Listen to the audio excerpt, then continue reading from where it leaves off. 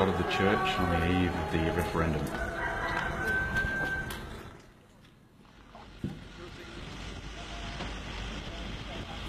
And the next morning I hitched a ride with the Indonesian police that were guarding the UN convoy that was taking ballot boxes to a small provincial voting field near Pluta in the province of Aceh.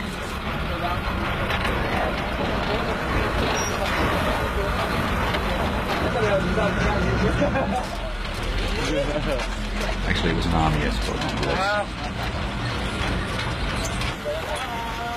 Oh, nice fellas.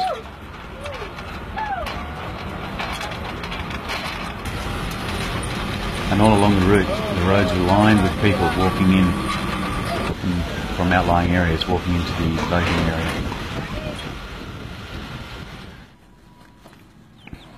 And this is at the voting field. There's a line of people queued up already.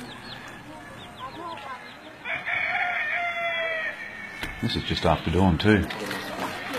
And I walked to the edge of the small town and took these shots of people walking in with their best clothes on and their identification paper. For a lot of the villagers it was the first time that they had any form of identity, a piece of paper that identified them. One there, one there, one there.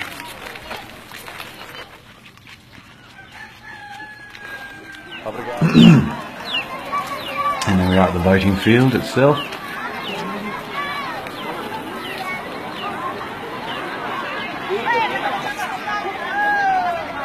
Those were the voting booths to the right, and there's the crowd lining up, waiting for a chance to cast their vote. See the bloke? He's just been selected. He's walking up. He's going to get his papers verified and validated, and then walk down to get his ballot paper.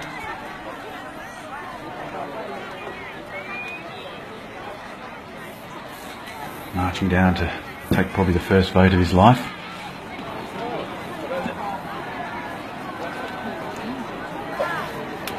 And everybody that voted got this little die on their finger, just so that people wouldn't be able to vote twice.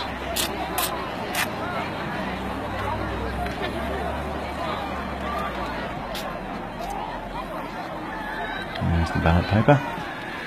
Top one is to become an autonomous region of Indonesia. The bottom one was to become an independent nation.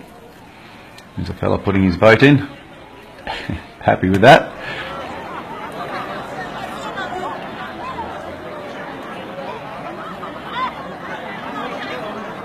If only people were this interested in politics in Australia.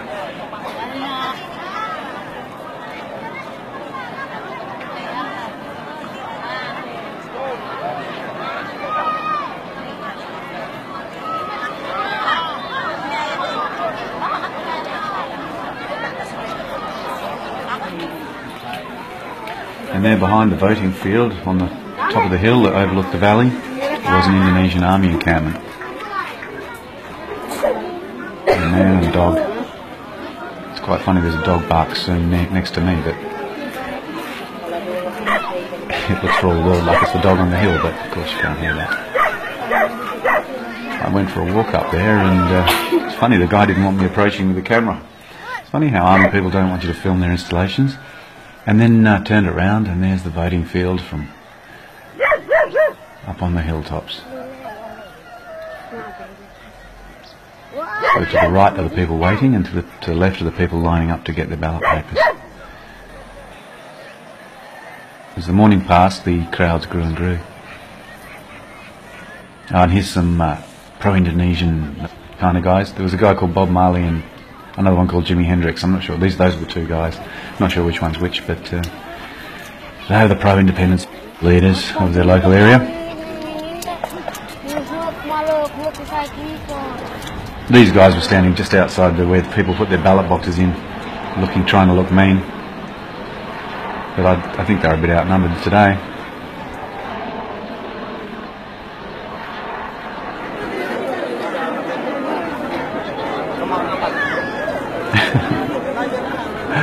Wow.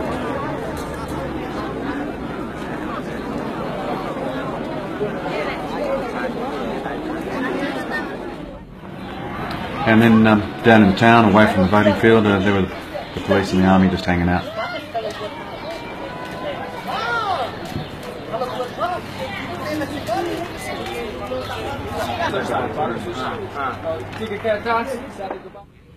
And on the outskirts of town, the people who'd voted were making their way out, and that was the most dangerous time for them. See guys carrying spears in there for self-defence. I mean, not much good against guns, but the militia wouldn't take them on without guns, at least. And Trevor and I escorted a guy out. He was well-known pro-independence. That guy there with the brown bag. He was a well-known pro-independence guy, and he was very afraid, so he asked us if we'd walk with him to the edge of town, so we happily did that. And saw him off. Trevor, where are those people on the riverbed going? So here we have people that have gone to vote. Now they're trying to find a way out of town. Some of them are trying to return to maybe where they came from, the transmigration area, which is about 20 kilometers out. Orang tua-tua yang dari Matolo itu langsung ke town. Orang tua-tua yang dari Matolo itu langsung ke town. And here's a bunch of people who helped the United Nations with the voting. They're very happy at the end of the day, and here's the voting field right at the end of the day with no one there. Everyone has voted and gone home. Yeah, listen to this.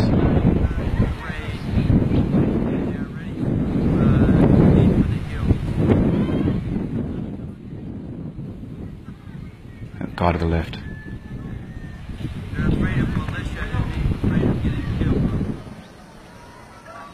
He was the guy in charge of the voting there on that field for the UN.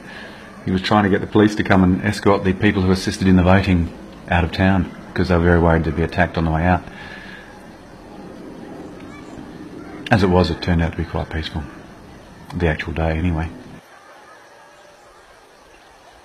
And so that was the day. The vote was successfully cast, and it all went very well.